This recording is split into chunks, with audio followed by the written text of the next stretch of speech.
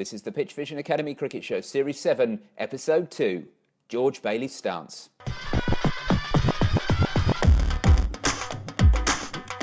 Coming up on this week's PitchVision Academy Cricket Show, it's another cracker. We bring back George Bailey after the hat debacle last week, but this time we talk about his batting, and we also talk about some players who need some help.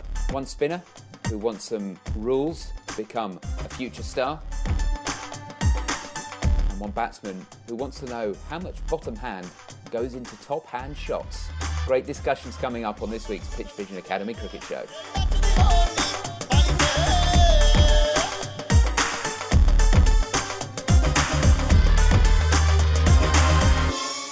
Welcome to the PitchVision Academy Cricket Show. This is your guide to batter cricket and better cricket. No matter who you are and no matter where you are, my name is David Hinchliffe and I look after things. And joining me to help you are two cricket coaches with very fine pedigrees. The first of which is the Director of Cricket Coaching at Millfield School. It's Mark Garaway.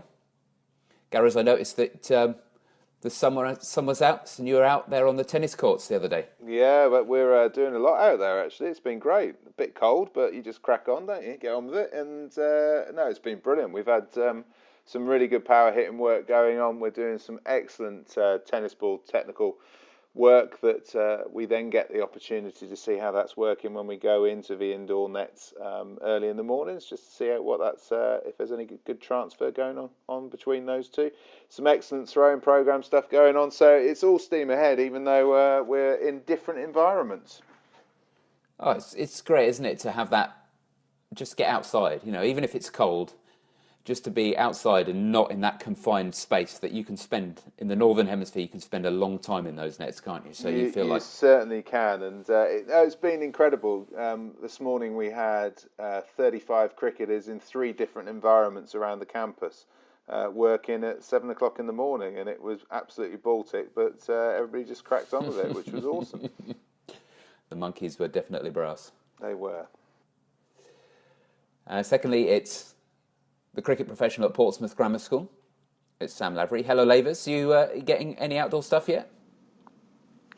We haven't done a lot of outdoor stuff, actually. Our site at school is split, so we have a lot of our facilities are about 3 or 4 minutes drive away, usually in a coach for the kids. So we haven't done a lot of stuff outside there, but we've actually been quite fortunate with what we've been able to access inside, and we've got quite a lot done. So I'm pretty happy with what the boys have done so far, and they're all enjoying their practice and they're all working pretty hard. So things are coming along well. But if there is a chance to get outside, it'd be great.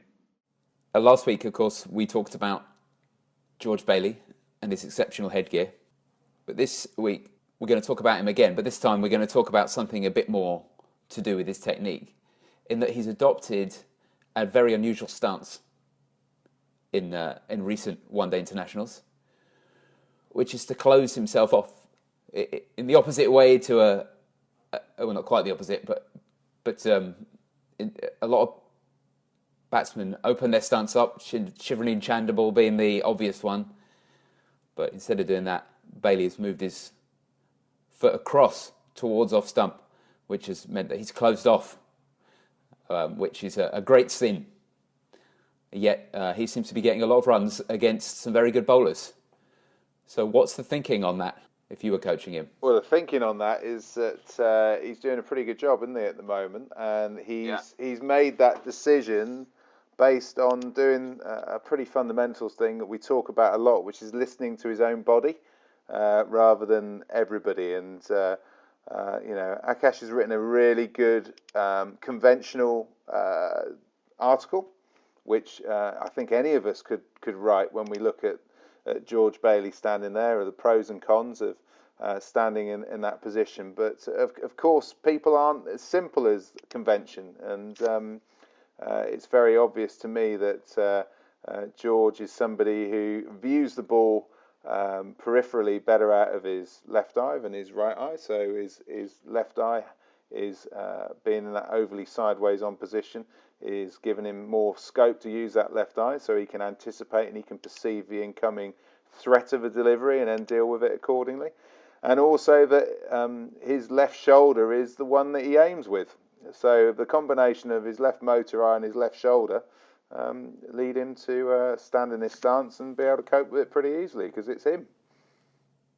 Yeah, there are risks associated with it, though, aren't there, Lavers? Yeah, there are potential risks, and I think a few of them have been raised in the article. If everyone gets the chance to read it, that I'll put a link. Obviously, if he doesn't move well, there's the potential for being a little bit closed off and not being able to access the ball when it gets a bit straighter. And obviously, it does suggest in the article as well that there may be a little bit of lacking of awareness of what to play at, which I don't really agree with, because once he establishes himself in that position and he does it for a period of time, he will adapt and he will understand lines and lengths in the same way that he has done previously. Yeah, it's a really interesting idea. For me, one of the big positives he's going to get is obviously that power you're going to get and rotational power from opening up your front foot.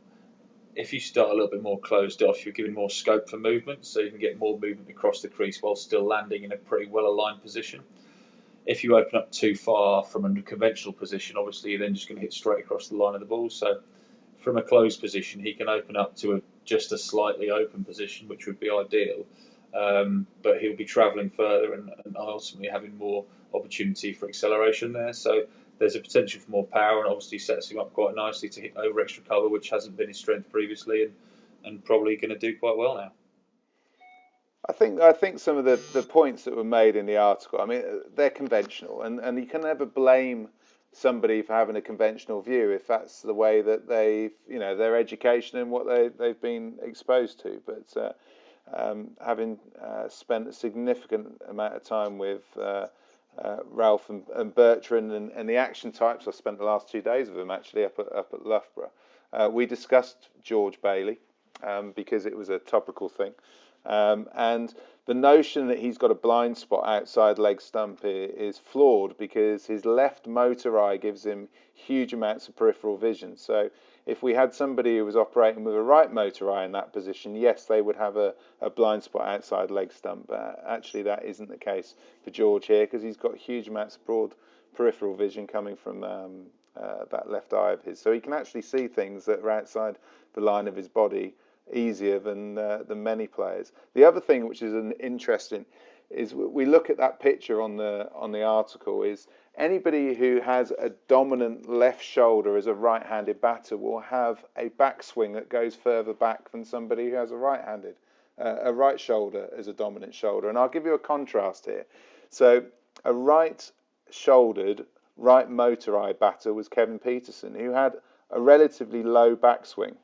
So his right shoulder was his dominant one. He would aim when he was pointing to hit balls. He would aim with his right shoulder. So a cover drive from Kevin Peterson wouldn't start with his left shoulder turning into the ball at all. His left shoulder would play a relatively limited role in it, and his right shoulder would be the thing that aimed and also gave him the power.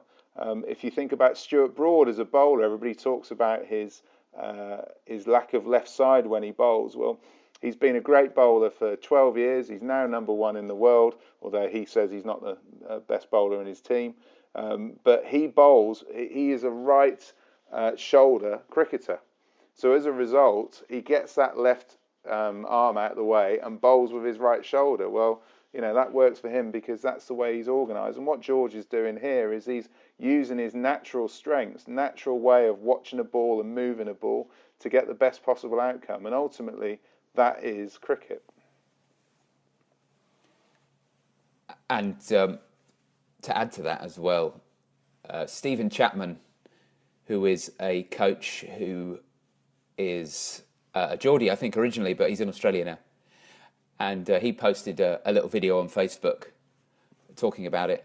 And he pointed out that it's not quite as close off as you think, because as the bowler is delivering the ball, he has a little trigger of his right foot, which goes back across and brings him into a more centralised position right at the last second. So it looks more severe than it is. And although he doesn't open up even when the bowler is bowling, say, right arm round, it's still not quite as close as it looks dramatically when you are looking at him when he's in his stance. No, and he makes a fair point there, but he is still, as you can see. I mean, that picture is a classic picture, David, of somebody who is a left shoulder person, and as a right-handed batter picks their bat up high and eyes it with his left eye as well. You know, it's a classic. So I get the considerations that you know, he's not going to be able to play outside leg stump and whatever. Well, I think he's pretty much put that one to bed, hasn't he? The way he's played for the last few weeks, and in fact a little bit of time before that, before we all saw it on television. He did a lot of stuff in the IPL last year, which is where it started, which he did really well. So, but it's just a great demonstration to me around motor right and around how the dominance of the left shoulder. So for myself, I'm also left motor-eyed and left shoulder. I was very sideways when I played, and I picked my bat up high as a right-handed batter. Incidentally, if you turned the same profile that I've got around as a left-handed batter, then they wouldn't pick the bat up particularly high, because their left shoulder would be behind them rather than in front of them, initiating the swing. So Gordon Lauder, who you know, is exactly the same motor profile as me. We stand similarly. But when we swing the bat, his bat goes back very short distance and then follows through a lot further, and my bat goes back a long distance and follows through a shorter distance, and that's the way that we are organised. And does that shoulder dominance, does that affect where the bat is picked up?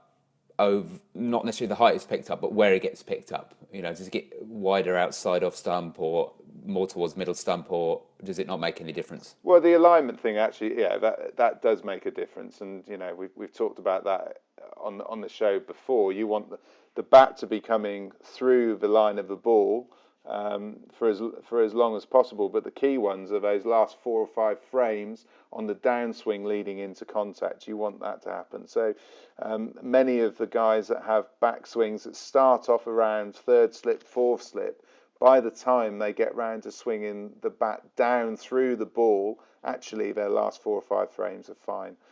The biggest danger to me is something that Marcus Trescothick has battled with a bit over his career, is where you actually pull the bat inside. You're so keen to make sure that your back swing is straight that you end up pulling it slightly down towards leg slip rather than taking it back over the top of off stump, and as a result you then have to come around your body, which compromises control, bat plane, and also your ability to hit the ball hard on occasions as well. So the key thing, you know, I don't mind where backswings start, it's where they get to, and more importantly what their path is just prior to that ball contact. And in George Bailey's case, he's pretty sound, mate. Well, that's not necessarily tied to the dominant shoulder. No, not at all. Okay, all right. That's a separate question. Okay, well, we'll save that for another day perhaps, and we'll move on to the yes-no round. 3 questions that can only be answered yes or no, no matter how much more you want to say. I've got the questions, so let's get started. First question. Trying to change people with entrenched ideas only leads to failure. Yes. No. Second question. Potential wins nothing. Yes. No. Third question. Great players stick to nothing. They allow what works to stick to them. Yes. No. And now this part of the show is where we answer a couple of listener questions, or questions sent in by people who read the PitchVision website at pitchvision.com. Either way, we do our best to answer them, and then we choose the best question of the week, which wins a prize, which is an online coaching course, courtesy of PitchVision Academy at pitchvision.com. And you can send your questions in to us by emailing coach@pitchvision.com or getting us on social media, which we'll tell you about towards the end of the show. First question this week is from Durga. And Durga says, I'm Indian, I'm in poor stage in economy, but I want to be a cricketer. My age is 19. Please tell me what kind of rules may be followed by me to become a good future spinner. Rules are increasingly hard to come by these days, aren't they? Well, I suppose there's 2 ways of looking at this question. It's one is about pathway. So what is the pathway that he could follow to reach his goals of becoming a professional cricketer? And that's something I can't actually give you any advice on at all, apart from the fact that there will be people within your state that will have the answers to that. So whoever leads your state association in terms of player development or player identification, then I would suggest getting in contact with them and asking them exactly the same question, because for some people it's about knowing where to go to get access to people seeing them, the pathway stuff, which I think would be really useful to you to go down, and whether your cricket's good enough or not, it would just be really good for you to know what your avenues are and what your options are, and then it will be up to other people to decide where you fit on that pathway. And in countries such as India and Pakistan and Sri Lanka, it's not always obvious to everybody what that pathway is. So I'd get in touch with your state association, whoever the head of development or player recruitment or so on is, then get in touch with them, and that will give you a really good avenue towards that. In terms of being a spin bowler and rules around bowling spin, it's very difficult to give you anything specific based on a question as open as that. But I'm going to make the assumption that you do enjoy bowling spin, that you have the ability to get the ball to break off of the wicket. And the crucial thing for me when bowling spin is that we utilise the body. We've talked about the hips before and how important they are and how they drive up through the kinetic chain. And often if we get the hips to rotate square or even in front of square, then it means our release position is going to be slightly ahead of ourselves, and the result of that is going to be that we're going to have more spin and more rotation being imparted onto the ball, because our kinetic chain has been able to finish its job, rather than if we let go of the ball behind our head, then obviously we've still got moving parts beneath us, and that transfer of momentum hasn't happened fully to get those fingers and the ball rotating a maximum amount. So make sure your hips are free, they're unblocked, that your legs position on the crease allows those hips to open, and that would be my starting point, with nothing more specific than that. If you can achieve those things, then you give yourself a great chance of being able to ping the ball out with some great amount of revolutions on it. Lavers, it's hard to assign to rules people even when you know their game inside out, because there's so many exceptions to the rules, aren't there? So how do you even begin to start saying to someone, right, these are the rules for you? Yeah, I guess you're probably going to say that these aren't kind of hard and fast rules, but there are guidelines, and we can offer guidelines and we can offer recommendations, and maybe we can give people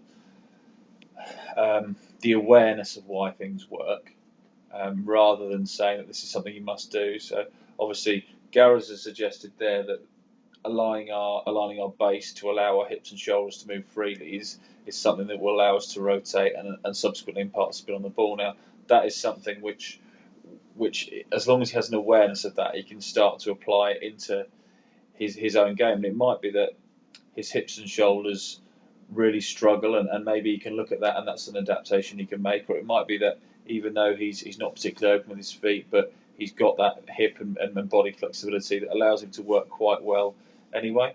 I'd also say that the more you are a finger spinner, the more open you do need to be, because there's more reliance on our body working through a lot more. Whereas if you think about a wrist spinner, there's probably more reliance to be sideways on, where they can get up and over the ball, and then they can bowl the ball out of the back of the hand and turn it in both directions. I think we talked about an optimum starting position for a finger spinner actually being close to 45 degrees than the more conventional sideways on, which was probably a few months ago now. But in terms of generating rotational power, that would be a better starting point. So you've got to kind of bundle all the different ideas and theories together and work out what fits what you're trying to achieve, what fits potentially the weaknesses you have in your game, and what helps you retain the strengths you have in your game.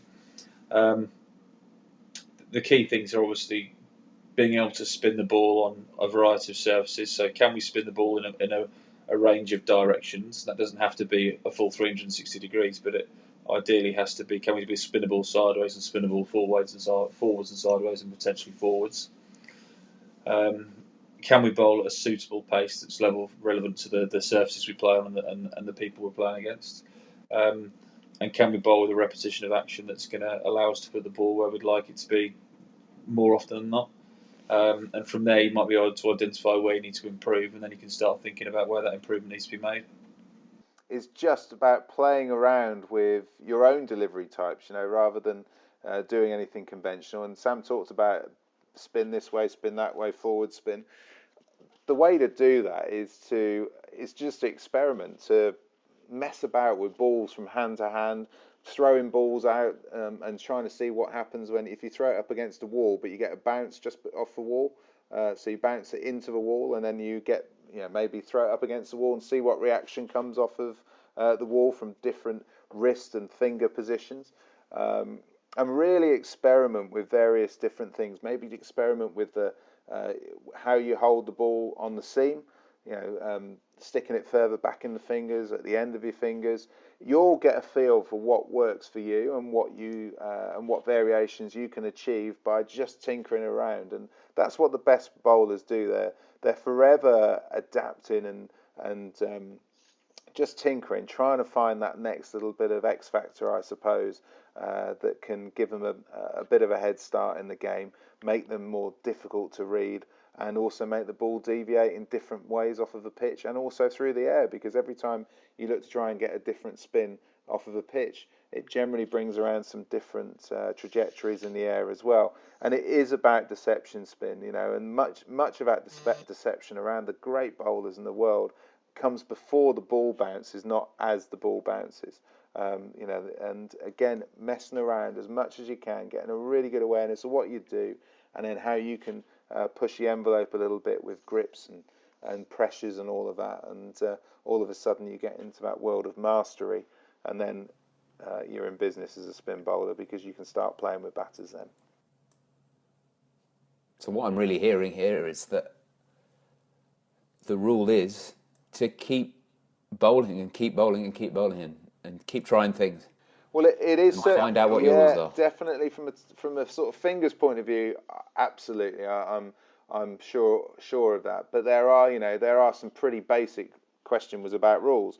There are some pretty basic principles rather than rules, I'd call them, that give people a good chance of using their body to generate spin, and that hip, we know, is really, really crucial. And it's not just how you align it, it's also about that mobility. And one of the crucial areas of a body which often gets blocked is the hips, and yet there's very little awareness or application of how we keep developing the ability for those hips to be able to move freely. And the more they can move freely, the more effect that's going to have on your outcome as a spinner.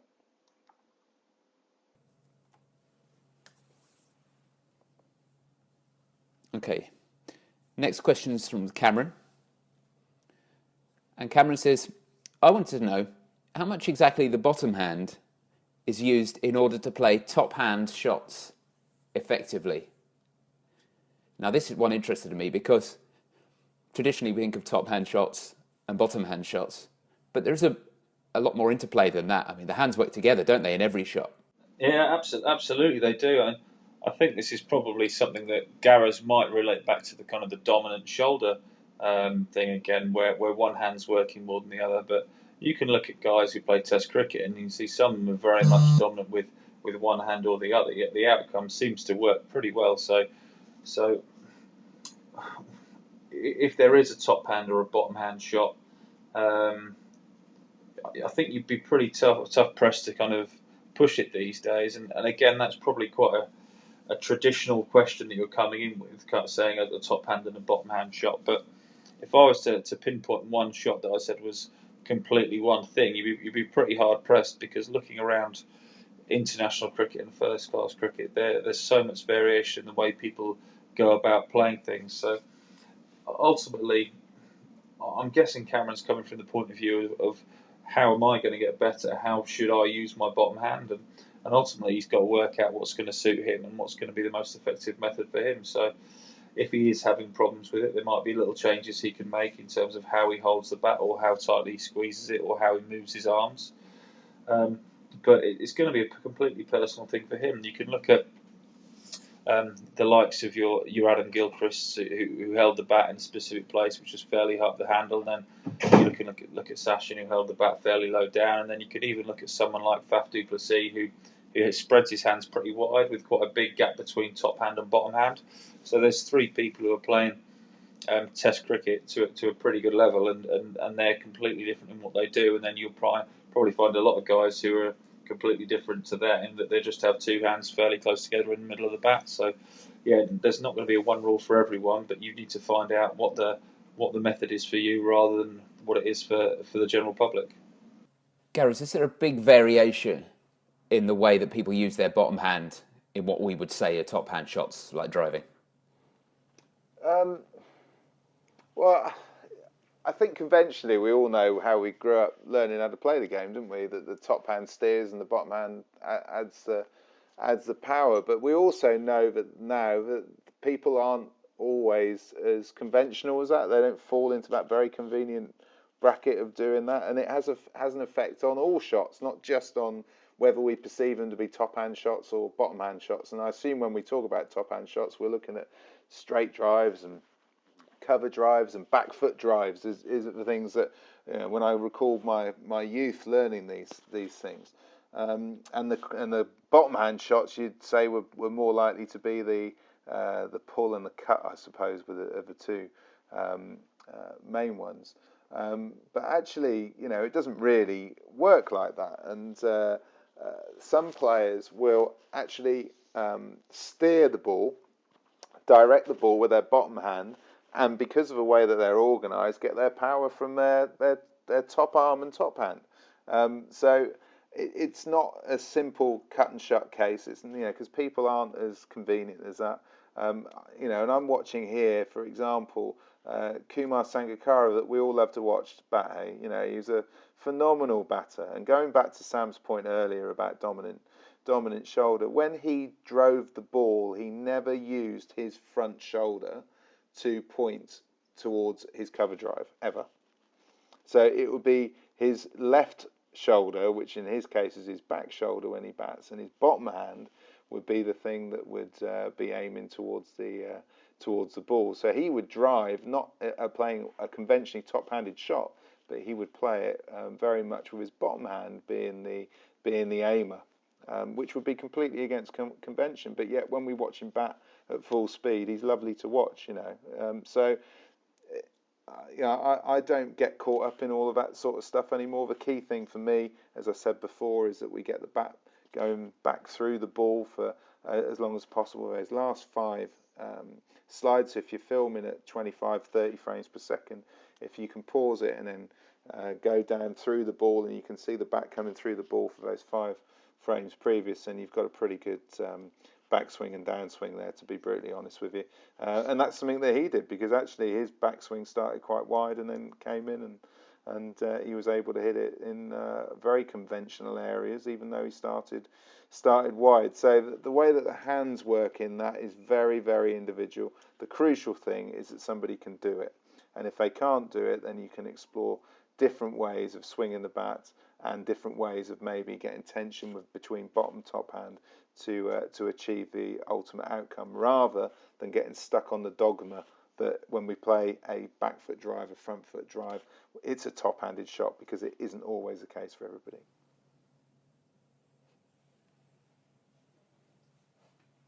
And what would be some practical things, some drills or some things that people can take if they feel like they can't do it in the way that they've been told and they want to try a different way? Well, I think a really good one is to get some underarm feeds in, just bobbling along, like a really basic bobble feed, and then ask the person to hit the ball with just their top hand on the bat, and then get them to do 5 or 6 of those, and then get them to hit the ball with the bottom hand on the bat. And what you'll see very quickly is which one it acts as the power and which one acts as a steerer, because they'll obviously be independent of each other through that time. One you'll have much more control on, and the other one you might have more speed in the bat movement with.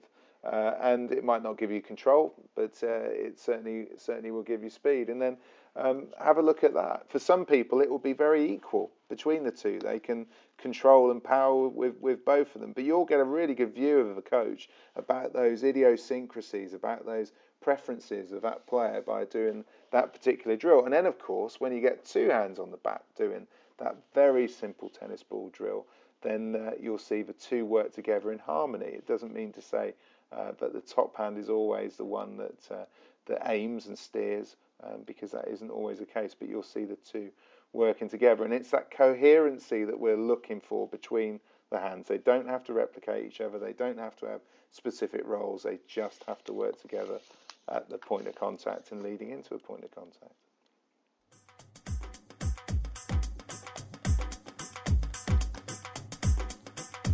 It's soapbox time here on the show, and the boss, our big friend David Hinchliffe, is getting up there. It will be spot on the money. I'm not even going to put my stopwatch on this week, mate. I'm reading an interesting book at the moment. It's an audio book, but I don't know if reading's the right word, but you know what I mean. And it's about mastery. And it's not necessarily about mastery of cricket skills. It's about mastery of anything. And one of the things that I've got from this book is that when someone is learning something from someone else, it's not always a one-way thing. In fact, what you're striving to achieve, whether you're the learner or whether you're the person imparting information, the coach, the guru, whatever you want to call it, you need to be able to have it as a two-way process. You work with the person works with you, and together you work out exactly the way to move forward. Eventually that coach will become redundant because the player becomes their own learning machine. But in that process of becoming a better player, then you need to work together with someone rather than it being a one-way process. And that is the end of the show for another week. We are just about to leave, but before we go, we need to decide on one thing, which is the winner of the competition. The online coaching course from PitchVision Academy at pitchvision.com. And the two people in the running this week are Durga with his question about rules for a future spinner, and Cameron's question about the interplay between the bottom hand and the top hand. Which one did you prefer this week, Gareth? I'm going to go with Durga's one, because I think we gave a pretty good answer, but also giving you an option of where you go to try and find the pathway. And if you do know the pathway, I'm convinced that a number of our listeners won't necessarily have an understanding of their pathway. So more understanding of that, you know who to go to, you know who to try and impress, and it will help your journey a lot better. Congratulations. And for everybody else listening who didn't win, but they were thinking perhaps they have a problem that they want to have answered and they definitely want to win a prize, how could they get in touch with us, Gareth, to enter that competition? They could give us a call on 0203 239 7543 or drop us an email on coach@pitchvision.com. That's right. You can also get us on social media, as I mentioned before. Twitter is @PitchVisionAcad and Facebook is facebook.com/PitchVisionAcademy.